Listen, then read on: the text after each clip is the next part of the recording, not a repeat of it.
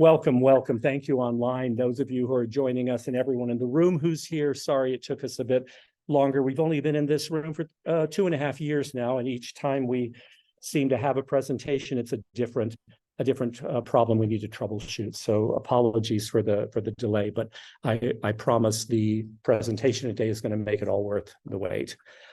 Just one quick little announcement here first. So I'm Tom Garza.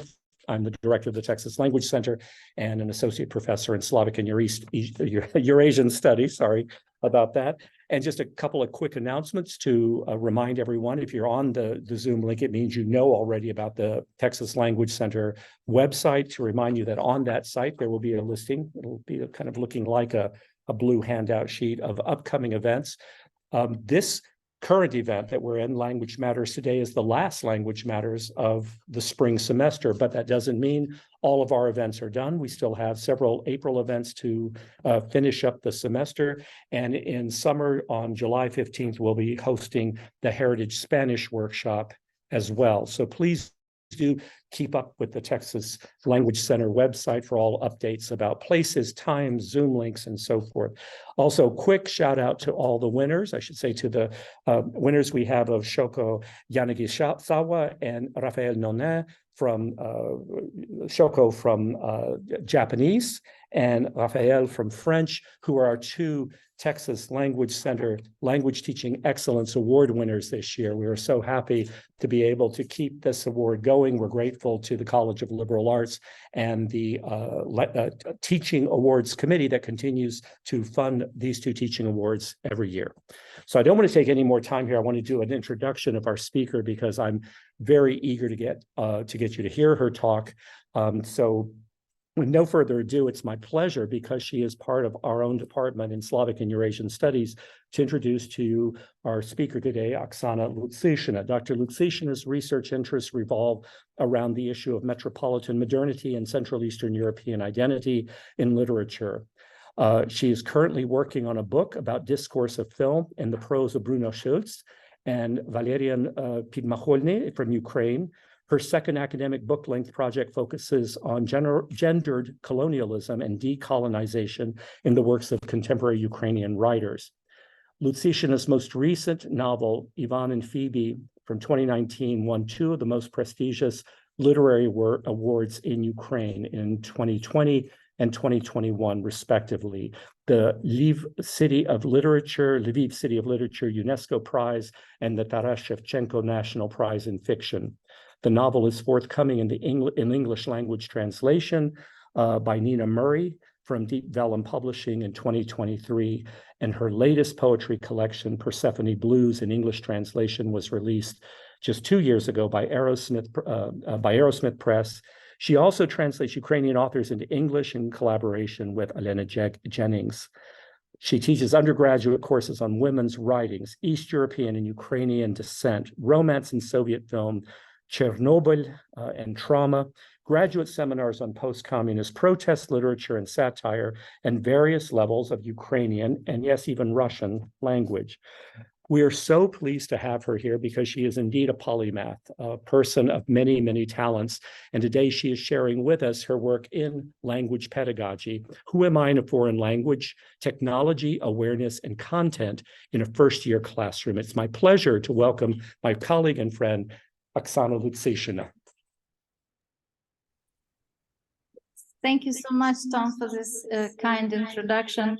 And it's my pleasure to be here. I am going to talk today about my experience of teaching Ukrainian here at UT. And I wonder, should I make this go to a slideshow maybe, right? I think it might break it. And break it. Okay, well, never mind. Yeah, so that's fine. So I was going to say a few words about my experience with teaching languages specifically. So my degrees are mostly not in teaching language, though I do have enough credits for another master's, but at some point I got tired of master's degrees. But I have experience teaching Ukrainian, Russian, ESL, and French. And actually one time it happened that I taught 3 of them within 1 year. I do not recommend. That was a little bit too intense. So, but I'm happy to have this experience. It kind of spans about 20 years in a few countries, Ukraine, for example, for sure. And here I teach, as Tom has mentioned already, Ukrainian, sometimes Russian. So what I was going to talk about today, I was going to talk about rather general things, but of course they stem from my teaching Ukrainian, because I know that not everybody who watches us is going to be necessarily teaching Ukrainian. So, but it still is true for many of us that it's basically we are dealing with some challenges of small classrooms and how to make it work. So, for example, I would like to implement some kind of more dialogical ways of instruction, but it's kind of hard if you have two people or one person. It happened too. So I was going to talk about ways to perhaps deal with these challenges somehow. So one is, I called it content and technology, and it's about a project that I do with my students these days, and I've kind of started it in the past, which is basically building their own web page. I do not know HTML or any fancy things, so I use sort of prepackaged web pages where you just change content, but it works just as well somehow. So, and the third thing that I was going to touch upon today is collaborative projects. So basically, collaborative projects that still work even if you only have two people, and it does provide certain interesting classroom techniques that we could use. So a little bit more about the challenges. Again, small classes, then we have heritage learners alongside beginners, what we call false beginners. These days, pretty much everybody who's interested in a less commonly taught language, which Ukrainian is, would probably be false beginners, because there we have internet, we have Duolingo, people travel more, and so on and so forth. So people interact way more than it was, 30 years or 20 years ago. Then in particular in Ukrainian, the scarcity of materials, not too many books. Very often people produce texts for themselves, which they use at their university or wherever they teach it. But that doesn't mean it translates, or doesn't mean that it gets published for everybody's use. And then of course there are these resources that are basically conversational Ukrainian that are not quite usable at the university settings also, because they transliterated in the English the Ukrainian words and so on. So then the materials that we do have very often will be what we call teacher-centered, focus more on input, not output, reading, grammar, stuff like that. And it's all going to be, a classroom set up by the teacher. So, I mean, frankly, every classroom is set up by the teacher, even the student-centered one, but you know what I mean. So, and then the other challenge that I kind of marked for myself is the context of a textbook only. So how do you break through this, the same topics? And I mean, you have to start somewhere, and it's reasonable that we would start with a textbook. But how do we go beyond that if, how many times can you tell somebody about your family or your apartment, or, even talking about pets is sometimes more refreshing, because at least people kind of go outside of the track. And what I mean is that it is not really factoring in too much creativity. So it's kind of hard to be creative sometimes. So why I called it "Who Am I in a Foreign Language Classroom?" This actually stemmed from just a conversation I had with a person who is not my student, but who is a student of languages of many years. And this person was saying that for him, for example, it was most important to kind of see himself in a foreign language. And then, of course, everybody who speaks a foreign language knows that your personality changes when you speak it. So, for example, people who have seen me speak Ukrainian, I'm not saying understand necessarily, but just seen, we're like, oh, you actually smile. That's cool. Because in English, you look so serious, like all Eastern Europeans. I don't know. So, and that's true. And it's like, how do you kind of basically have to live in that persona? And while I cannot, unfortunately, simulate that world perfectly, and as you probably all have thought about, it's kind of became challenging to even go to Ukraine, and there's definitely not going to be, we're not going to be taking students there. It's not, I cannot account for creating more than I can, but I thought that, if we just, we kind of don't worry about the persona so much, but we think about goals and motivation. And I know that motivation has been discussed in research quite a bit, and research says lots of things about it. And I know some people say that there are different types of motivation, like goal-oriented, or maybe just test anxiety sometimes. So really, it can vary, but the more important is to find out what the motivation of the people who come to study Ukrainian is, and what their practical goals within that motivation would be. Now, I have to say, I did not see any students over the years in Ukrainian language that would have the motivation of any kind of test anxiety or anything, because it's not that kind of class, it's not that kind of environment. People are not sitting there studying because they're afraid that I will fail them or something like that. We don't necessarily just do grammar tests. There's other ways of assessing people. So I would factor that out probably. But just over the years, what I have seen, who my students have been, 90% of them have been either people who are heritage learners or people who are graduate students that already speak one Slavic language and are studying another for the purposes of research. And then there would be 10% of people who would be not fitting that category. So, for example, this could be a person who married somebody from the area, so they want to be closer to that part of their family. Or this could be the person just overcome by intellectual curiosity, just likes to learn a language for the purposes of linguistics and linguistic reasons. But this question gave me a lot to think about, because if you take one step kind of further, you ask yourself, okay, so these students want to do research, but somehow in language classrooms, we rarely hear exactly what that research is. It's usually assumed that they just need something for reading, and sometimes they continue on to a higher level, and we teach them some reading techniques, and we bring up different kinds of texts for them to read.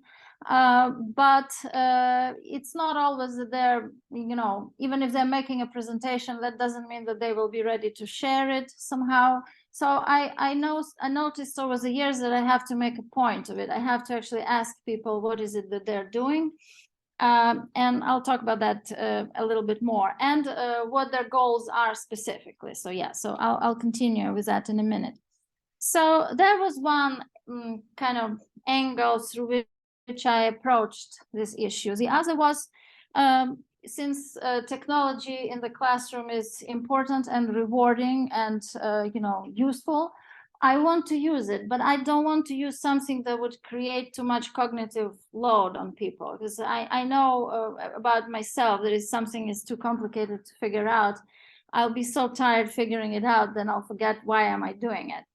And it sometimes discourages people. So it has to be something that's easy to use. So in other words, I would opt against having people construct the website as an actual web designer would do, because even if I were equipped to teach them these skills, or they would be receptive to it, it would still probably take time out of the actual language classroom.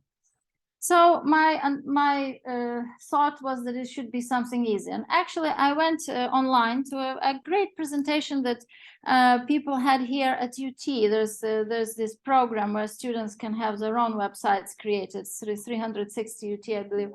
I could not use that for this project because I myself am not a student, so I cannot really log in and do it myself to see how it's going to work.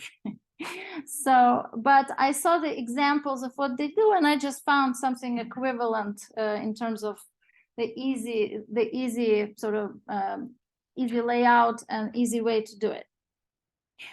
Because at the presentations, the people who were making the presentations actually showed these web pages that students made, and it looked really good. So, and then my third sort of entry place was what skills to practice. And here I mean language skills. So what should they be doing with it? In other words, in what kind of things we should be practicing? And this is still kind of a work in progress, so to say. So I'm not done thinking about it. I'm not really done designing it.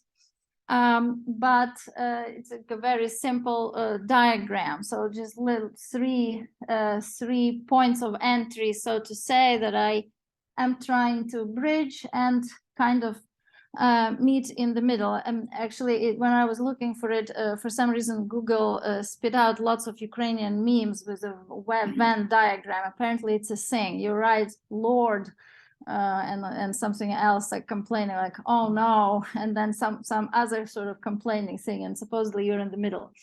So it's the fatigue of modern day. But anyway, to elaborate on that a little bit, it's basically what are the goals, what is these motivations that students have. So language for research, and then once you do research, what does research really stand for? It's not just browsing things online necessarily, right? And again, that's something that oftentimes gets forgotten, and sometimes due to the fact that a lot of people speak English. Many more people speak English these days than it used to be in Ukraine as well. So you know, that's interaction with academics sometimes would, you know, have to happen in English. But regardless, sometimes they don't, and it really depends. And I think that's a valid point, and that's the point that somehow is often not addressed at these language classes, like language for research. It's usually presupposes that it's going to be something based on reading and writing, and mostly reading, looking for information. So also interacting with peers, people whom you perhaps want to have as your colleagues who are from that country, and maybe having some kind of joint project that is based on the ideas or field that you are interested in. So then something about the technology, it has to be student-centered, easy to use, and it has to allow, you know, for some interesting design for people to be able to represent themselves via those things.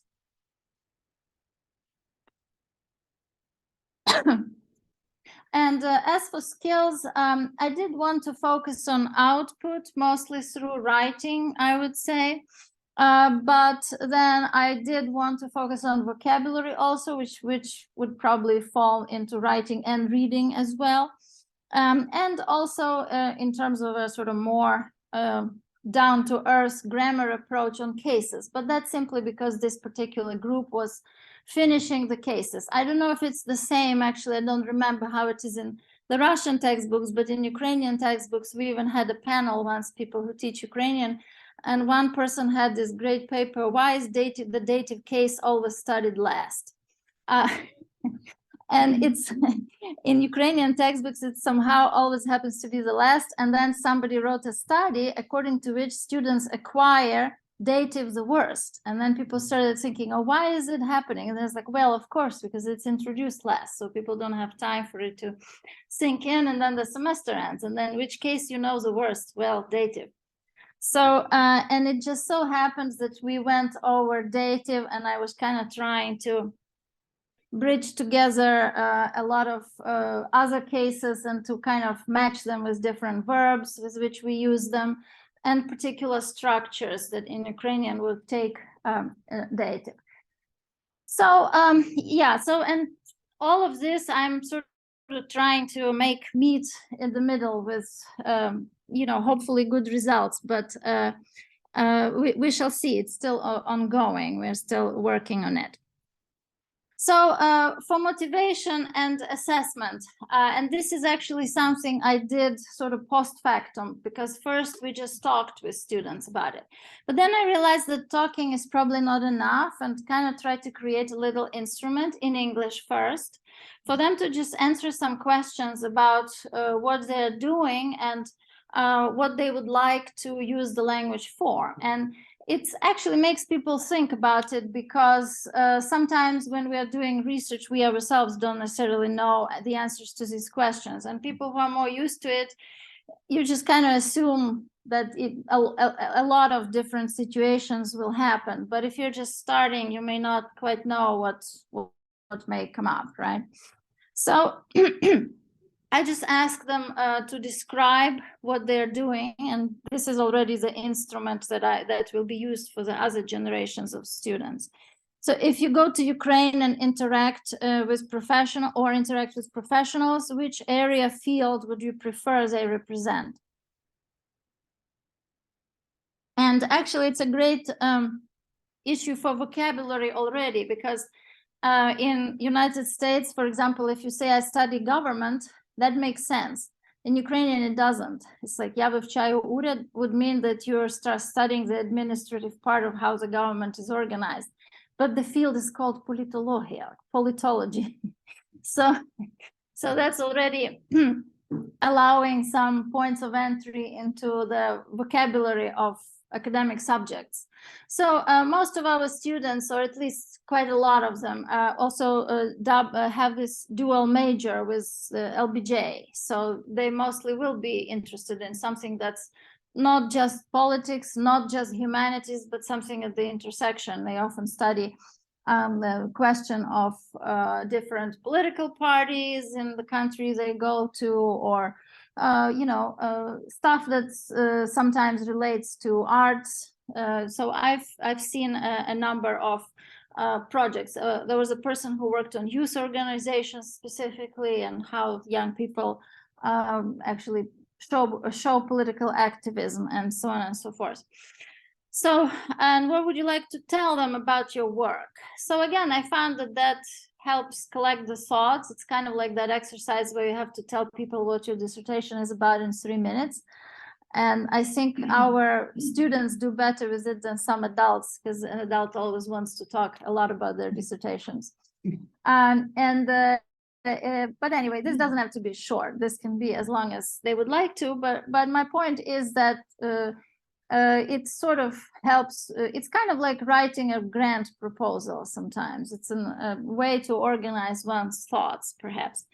So, and to continue with these questions, who's number one Ukrainian scholar, businessman you'd like to meet, and what do you say to them? So I say businessman here because I do get students sometimes who are undergrads who do not have a research project, but they might have, even if it's not a real business idea, but kind of like a toy business idea. For example, to sell Ukrainian souvenirs in the US, so embroidered shirts or something like that. So even if it's something of jewelry, even if it's something seemingly unimportant, that could still, there's we just scouted some fashion sites, and we actually have high fashion now. We used to not, coming out of the Soviet Union. But, there's lots of things to do now, lots of things to research, even in that kind of research, not necessarily the academic. So what would you say to this person, and who would that be? So that again helps people to kind of know what they're looking for. If interviewed about your trip or connections, what would you like to be asked? It's kind of like a self-interview, really. It's like, what is that question that you always wanted people ask you, but they have not yet? Yeah, and oh, I'm sorry, letter G somehow got lost here in the process of yeah, my apologies. So at the end, I kind of came up with, so far, just like for starts, this idea of a CV, resume, description of one's research in Ukrainian, and kind of a paragraph or so about goals. And by goals, kind of like, whom do you want to meet? What do you want to do together? Even it's just projected goals. So that we would have something that we would put on this website. Let's see. No, this one I did already. So now the materials oops.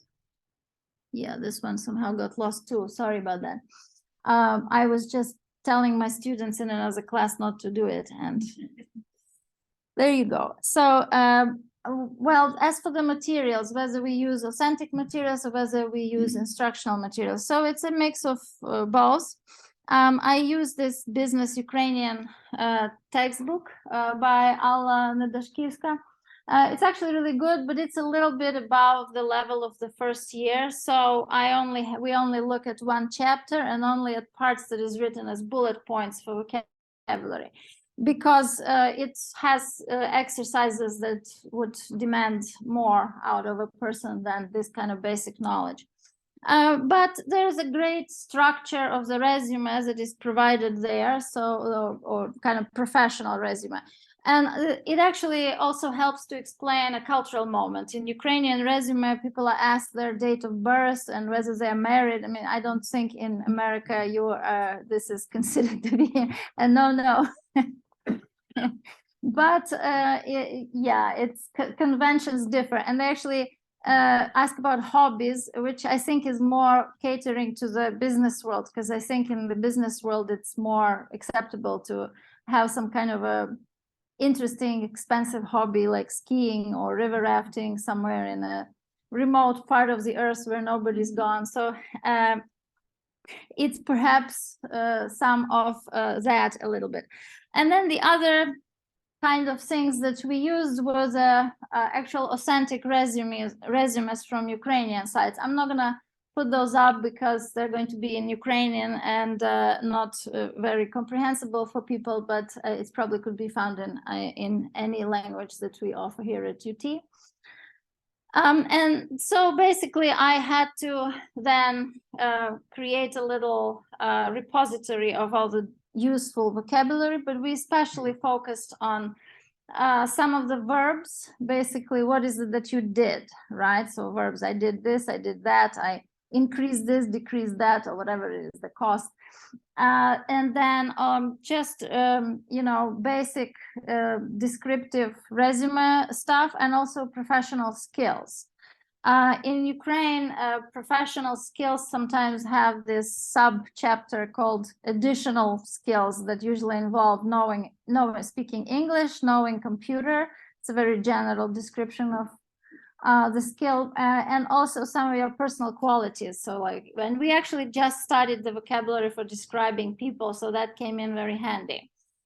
Something like, you know, I am honest and responsible and punctual, and all these good things that can translate into being a good worker.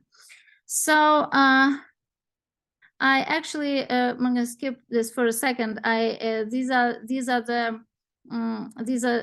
This is the resource, and it's somehow closed my website, so I'm going to reopen it.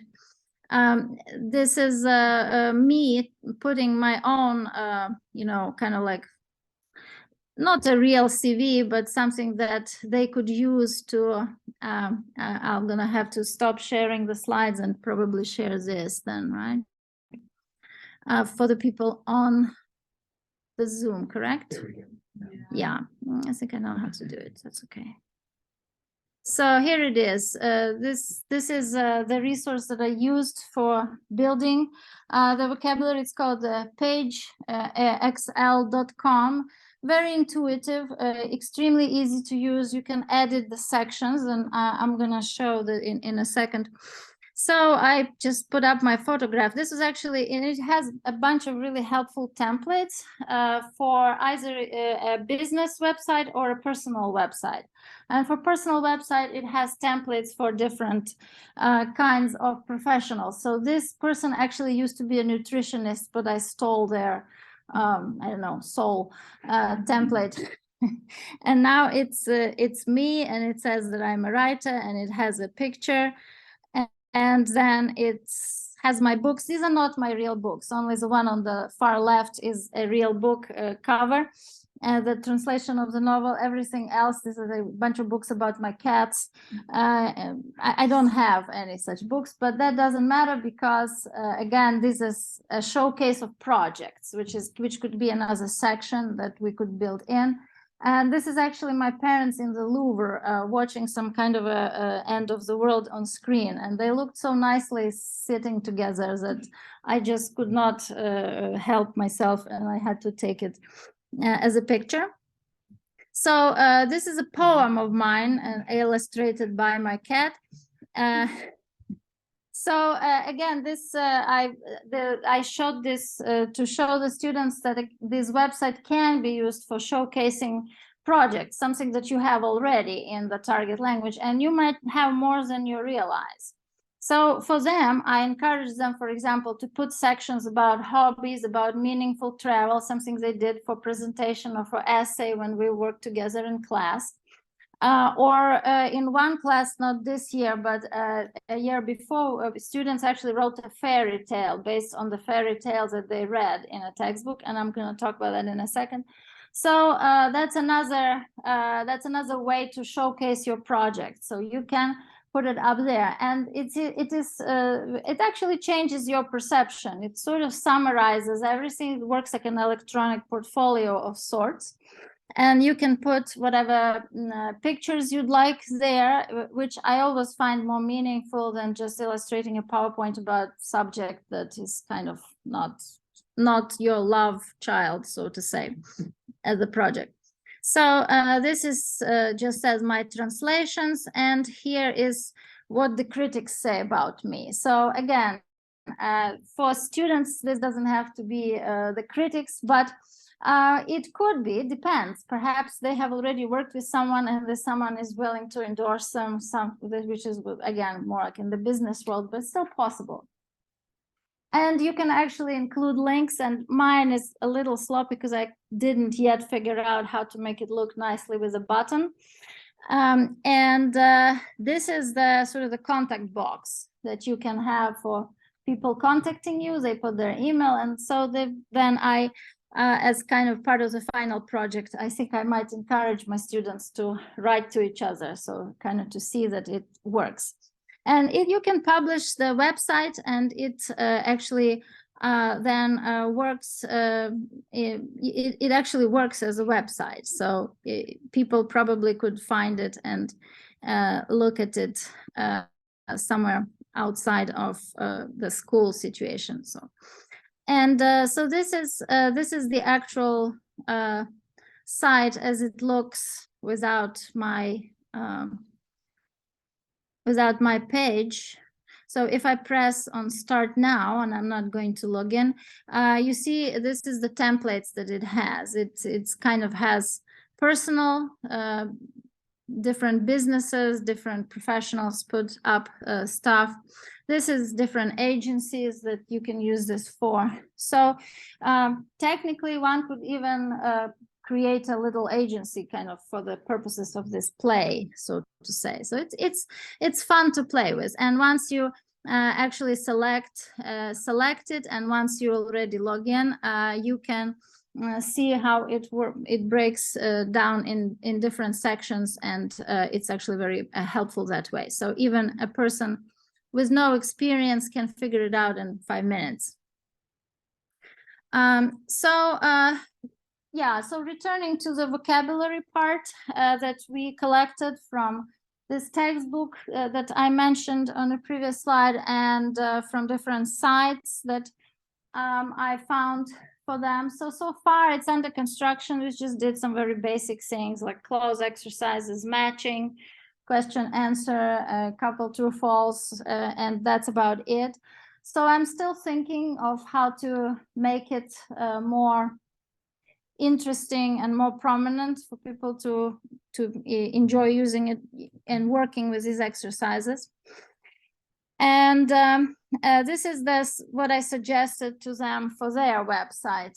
So categories: short description, bio or resume, professional skills, projects, just like I had poems, personal stuff, travel, my city. Actually, in that template that I saw that UT people were showing, that gave me this inspiration, they students, even not the foreign language students, but just people who wrote these websites to represent themselves or their business, they had they had these sections about hobbies. They had sections about Austin to kind of lure people here.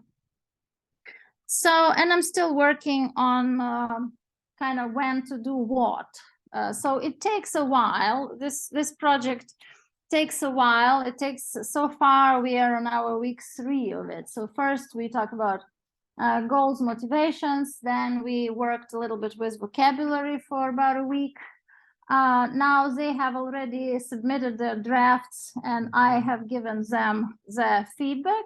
Then we will put the website up and then we can have more feedback rounds because it's editable. And they can also use this contact me kind of box for fun and sort of see how it works. So that was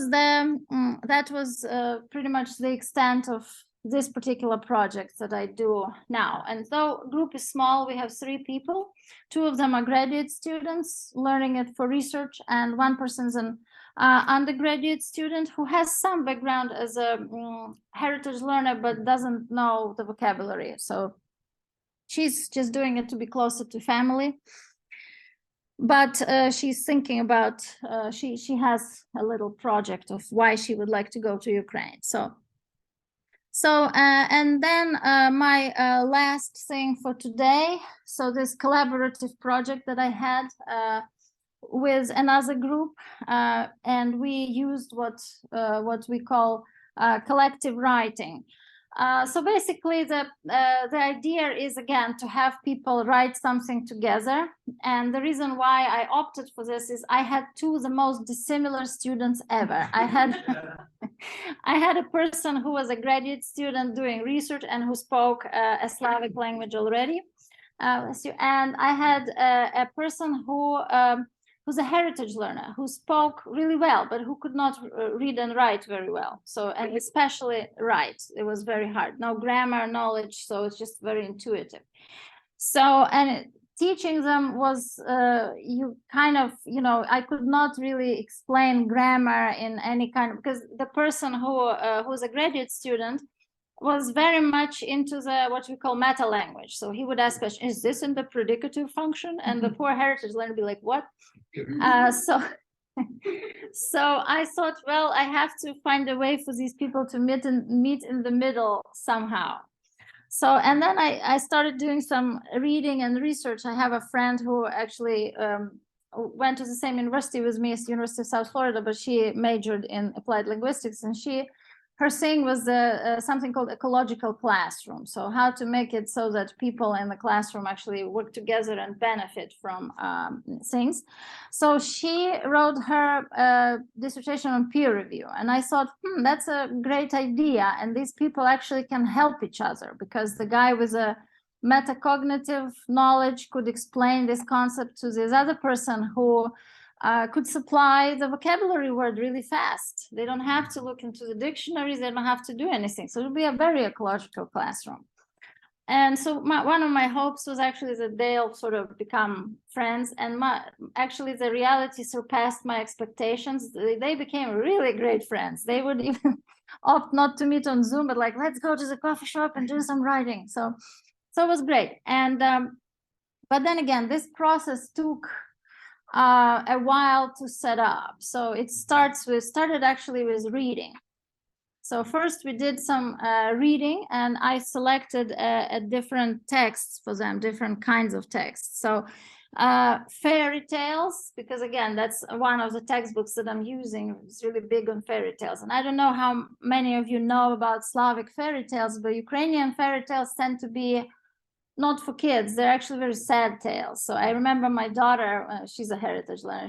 When she was little, she used to cry and say like, Mama, I don't understand. How can it be this bears had this piece of cheese and the fox says, give it to me and I'll divide it. And then she ate it. How?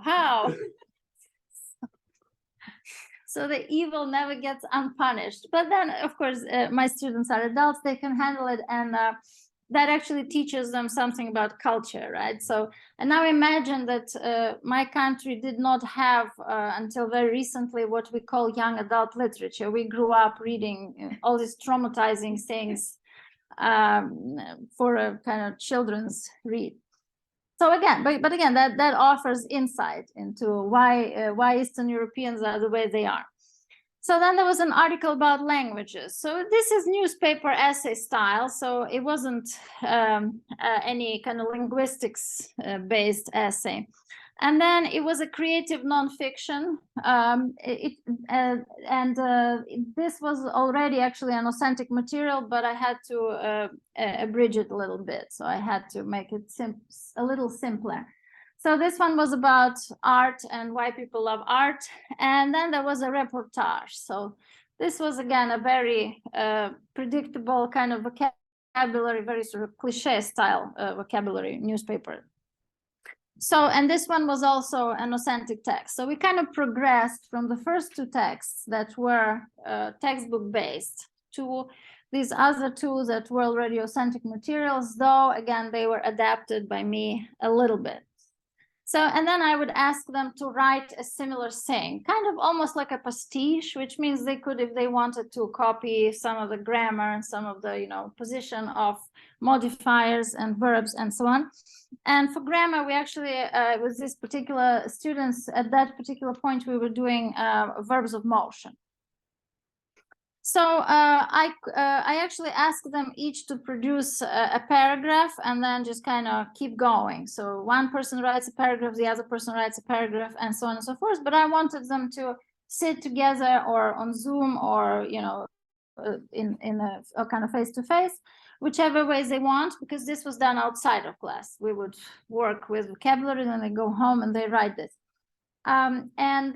So then once they return to me these writings, what I would do, I would offer them some feedback, but then I had a system of different feedbacks put together.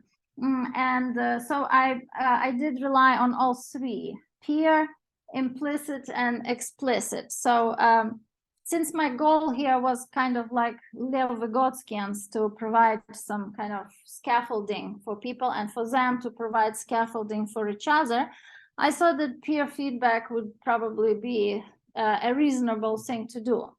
So first, I let them do peer feedback, and I actually also asked them to do implicit feedback at first. So we had the system of coding. They had to look for different errors, and not all errors.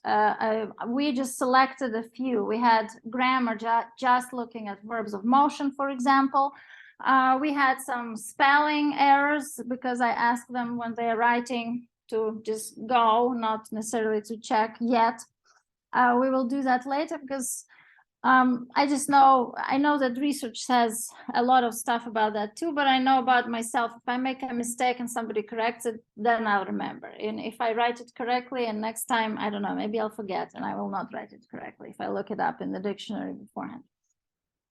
So, and some errors of basically different agreements, like if this verb doesn't take accusative and you put accusative there, and so which it's actually the same in Russian. So some I don't know Czech very well, so I cannot say. But in Russian, it's accusative and locative is an issue sometimes because being somewhere and heading to somewhere take different case, right? So accusative is actually very much used together with the motion verbs, like idu v shkolu, right? So, and they marked it and they just put a little code word. So it's like motion, we had a letter M, like motion verbs, for example. Then syntax cases, we had SC because we were looking at that, and spelling, which had SP.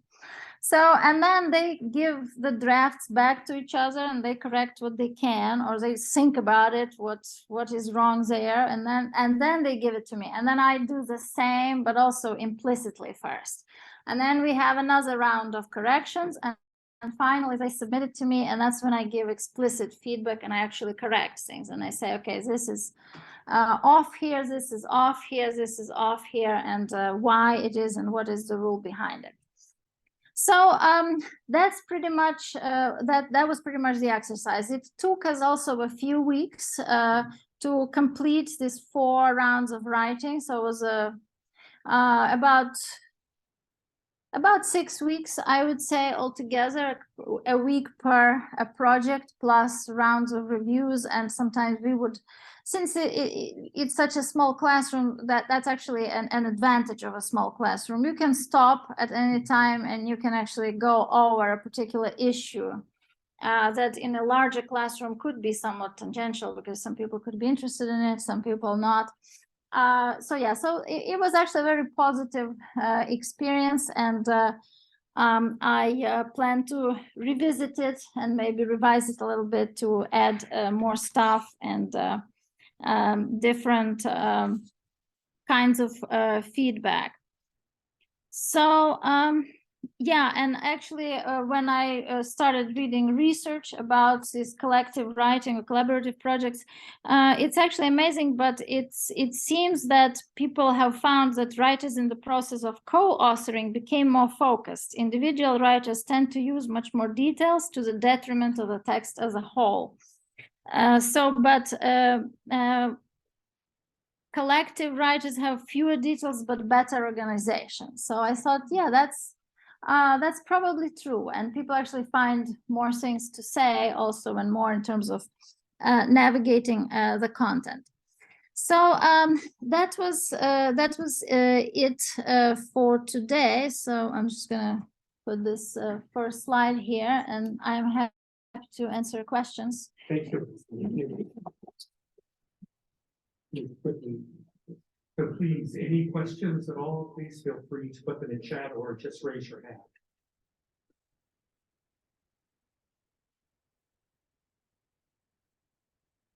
So I'm going to use organizer's privilege, because I want to know, because I want to use something like this. You very nicely laid out the feedback assessment part. Sorry I'm speaking so loudly, I just want to make sure it picks up there a little bit. Is there a disconnect between the kind of very holistic nature of the questionnaire and filling these kind of almost like creating a make-believe world? Here's what I would like to see, and here's what I want the answers to, and here are the questions I would ask, right? To now a kind of more formal feedback assessment. Is there, how do you keep it from being, but you made it seem so open-ended, and now you're telling me I have to get the case right, right? Yeah. How do you balance that? Well, I see what you mean.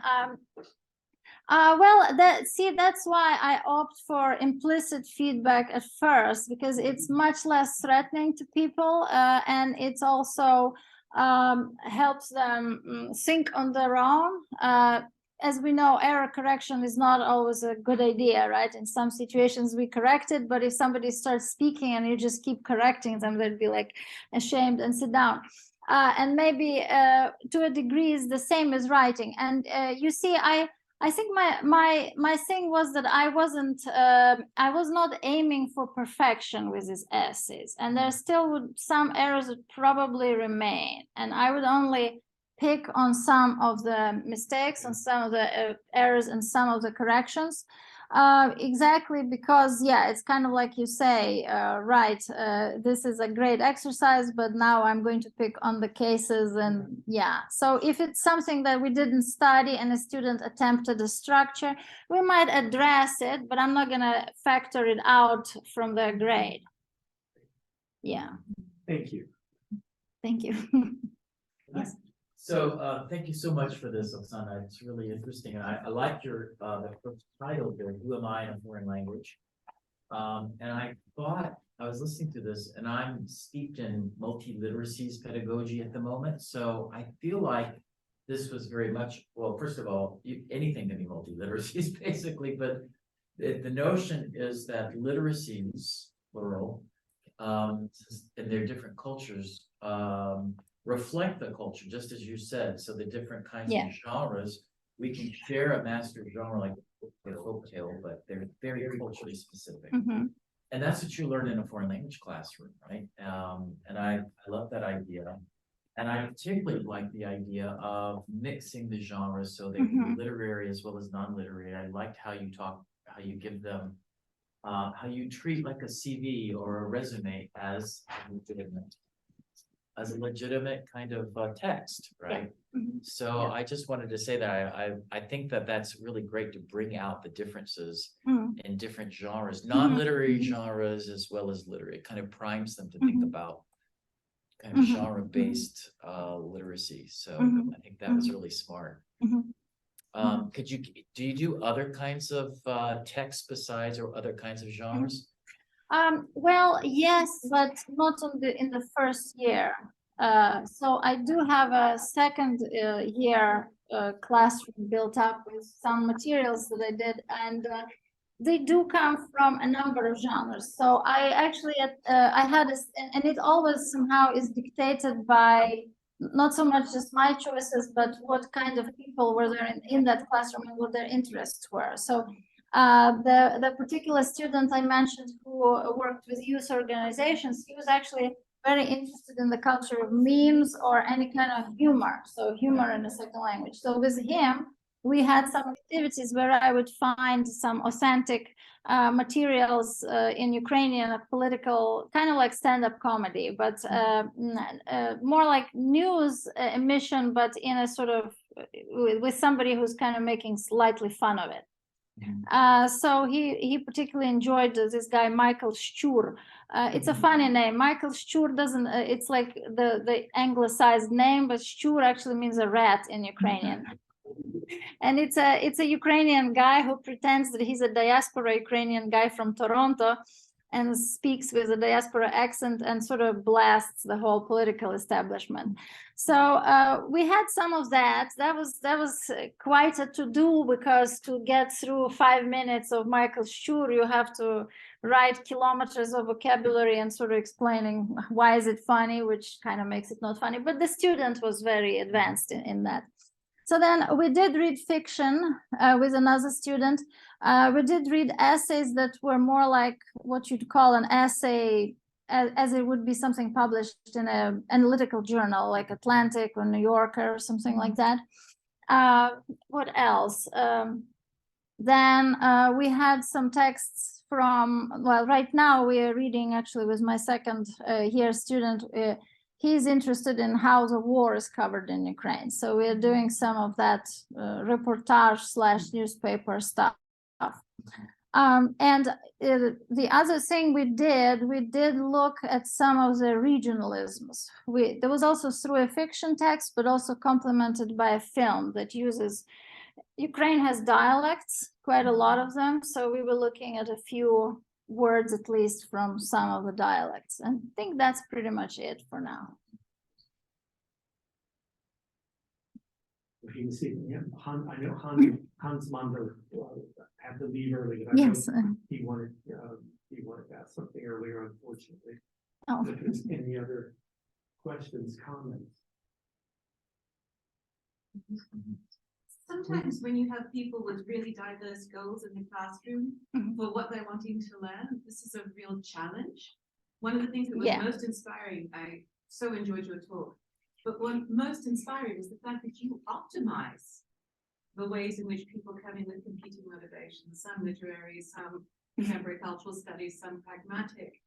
How do you manage to bring those competing and at the same time divergent goals together in moments like peer reviewing, so that someone isn't sort of saying, but I'm a politolog, I want to be doing stuff that's all about what's happening right now, and the other person is saying, but I really want to learn around fairy tales and I want to read your books in the original. Yes, yes, thank you. That's a great question.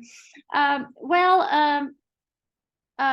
usually was fortunate to have people who would kind of treat this as a fun game, and I guess maybe I was trying to instill that in them, that don't take it as, you know, this do or die exercise. I think it's actually very true, unfortunately, in this high stress environment these days, where everybody feels this need to achieve, and I think that sometimes gets in the way of actually relaxing. And you know, I know about myself that if I had to speak a foreign language, if it's a much more relaxed atmosphere, it's much easier to do. But if you're like really stressed, you just like kind of stutter and stuff like that. So I think the same is true for students. And yeah, and so I'm trying to tell them that, you know, it's kind of like a make-believe. That's why I make this website of myself with my cat, and sort of make them feel that I am not taking myself all that seriously all the time. And also, again, I guess in terms of peer review, the implicit feedback helps because it's inoffensive. It's like, okay, my peer just gave me feedback, but they just put a letter M next to a verb. I can live with that. Like if they've written something, you know, really critical, that would be really hurtful to another person. So I don't know, but then again, it always depends on the people I have in class and what the combination is. Yeah. May I ask a And really of quick course, question? of course. I'm so curious because you're a creative writer yourself. How does that inform the way that you design your courses and these kinds of projects? Do you think those go hand in hand with?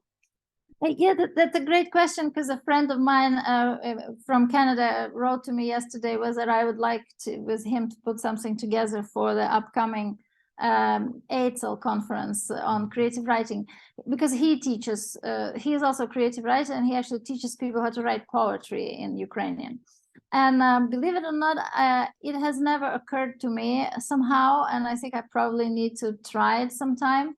The only thing that I would, the only place that I would go to would be the, you know, fairy tales or whatever. But then once you ask that, I realized that perhaps what being a creative writer gives you is this constant awareness of life as a game or the constructions. Like you can always change the rules because it's all about your imagination. So, and that's something I always try to impart on my students. Sometimes successfully, sometimes maybe not so. Yeah, I love that. Yeah, too. that too. I do too. Yeah. I'm I was looking. gonna say, I'm sorry to be a broken record, but I've been playing with this concept of the literary in the everyday. Yeah. So, because often those are often pulled apart. And the idea being that you can find moments of like the poetic function or something, but they're in kind of the banality of the everyday language. Because literary discourse can be complicated, difficult, but so they don't have, they can go together. And so I love the idea of trying to find the language that is accessible but still playful. Yeah, Right? yeah. I think Yeah, that's and yeah. Actually, the student I have now in the second level, he wanted to read some Ukrainian fiction, but he wanted to read some heart-wrenching fiction that would explain something about history. So because you know how it is these days, oh, can I read something about the war? No, because if you read about the war, you don't understand the war. You have to read about something that happened 100 years before that war, then you will understand what the war is about. But he's receptive to this, and he himself approached me. So we read some stuff from the 1930s, and he so loved some of the language there, and he was really talking about this very grim troika that was actually signing people's executions, basically, and